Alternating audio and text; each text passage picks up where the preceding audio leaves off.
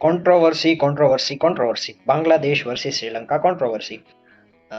जो कल हुआ वो क्रिकेट के लिए बिल्कुल भी अच्छा नहीं है, क्योंकि शाकिब अल हसन और एंजेलो मैथ्यूज दोनों ही एक्सपीरियंस प्लेयर हैं, दोनों ही अपने टीम के लिए सीनियर प्लेयर है। और कहीं ना कहीं सीनियर प्लेयर जो होता है वो जूनियर्स के लिए कोई ना कोई एग्जाम्पल सेट करता है।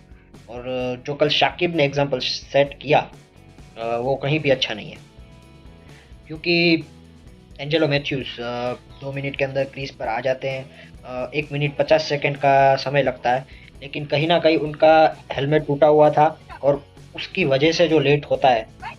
और नजमुल हुसैन शांटो शाकिब को बताते हैं कि हम इनको टाइम्ड आउट के लिए अपील कर सकते हैं, और टाइम्ड आउट के लिए अपील होती है और एंजेलो मैथ्यूज को आउट दिया जाता है। अंपायर्स शाकिब से कहते हैं कि आप अपील विड्रॉ कर सकते हैं, लेकिन शाकिब मना कर देते हैं। सारा कंट्रोवर्सी का सिलसिला यहीं से शुरू होता है। क्रिकेट के इतिहास में पहली बार एंजेलो मैथ्यूज टाइम्ड आउट दिए जाते हैं। इस रूल का आज तक इस्तेमाल नहीं हुआ था, इस मैच में पहली बार इस्तेमाल होता है। पोस्ट मैच प्रेजेंटेशन में शाकिब से पूछा जाता है कि क्या हुआ था, और शाकिब बताते हैं कि उनको उनकी टीम के एक फील्डर आते हैं, कहते हैं कि हम इनके लिए टाइम्ड आउट के लिए अपील करेंगे। और शाकिब ने अपील की और शाकिब ने कहा कि ये विद इन द रूल्स था, और कहीं ना कहीं मुझे ये रिस्पॉन्सिबिलिटी दी गई है कि टीम के लिए जो अच्छा है एज अ कैप्टन मैं वो करूँ। ये मोरली गलत या सही हो सकता है, लेकिन मेरी टीम के लिए जो अच्छा था वो मैंने किया है। और बाद में शाकिब ये भी कहता है कि ये जो एंजेलो मैथ्यूज वाला इंसिडेंट था वो कहीं ना कहीं मेरे प्ले में भी दिखा एग्रेशन, और आज की जो मैंने इनिंग खेली उसमें भी ये चीज़ ने मुझे हेल्प किया। श्रीलंका की तरफ से जो बयान आते हैं, मतलब कुशल मेंडिस आकर कहते हैं कि हमारे पास वीडियो एविडेंस है कि Angelo Matthews within time limit crease के अंदर आ चुके थे। एंजेलो मैथ्यूज भी कहते हैं कि शाकिब के लिए मेरे मन में जो रिस्पेक्ट थी वो शाकिब गवा चुके हैं। ये बांग्लादेश था इसीलिए ऐसा हुआ, अगर कोई और टीम होती तो शायद ऐसा नहीं होता।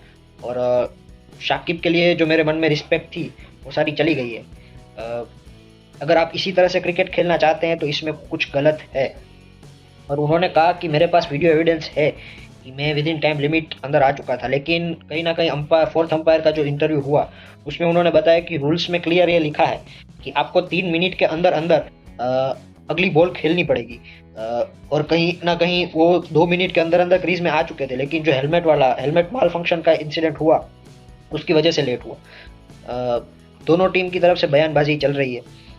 बांग्लादेश अकॉर्डिंग टू रूल सही है, और श्रीलंका अकॉर्डिंग टू मोरली मोरली जो चीज़ सही है वो श्रीलंका की तरफ से है।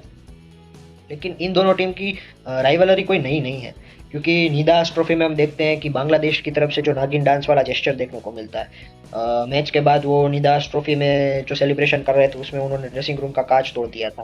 अ, शाकिब अल हसन अपनी डोमेस्टिक क्रिकेट लीग्स में अंपायर के ऊपर भड़क जाते हैं, तीनों स्टंप उखाड़ के फेंक देते हैं। तो बांग्लादेश की तरफ से हम कोई ऐसी उम्मीद नहीं रख सकते कि ये अच्छी क्रिकेट खेलेंगे, मतलब मॉरली अच्छी क्रिकेट खेलेंगे, कि वो ऐसी कोई ना कोई हरकतें करते रहते हैं। और श्रीलंका के बारे में ये मैं बताना चाहूँगा कि जो सचित्र सेनानायके वाला जो फेमस मैन कैडिंग इंसिडेंट था, उस मैन कैडिंग इंसिडेंट में एंजेलो मैथ्यूज कैप्टन थे। तो वो भी कहीं ना कहीं मॉरली तो गलत ही था। एंजेलो मैथ्यूज को वो अपील वापस लेनी चाहिए थी। और ये भी कर्मा का रूल है, वो what goes around comes around. और आपके इस इंसिडेंट के बारे में क्या व्यूज़ है वो कमेंट में बताएं। थैंक यू, तब तक क्रिकेट को फॉलो करते रहें। This is me signing off from boss cricket.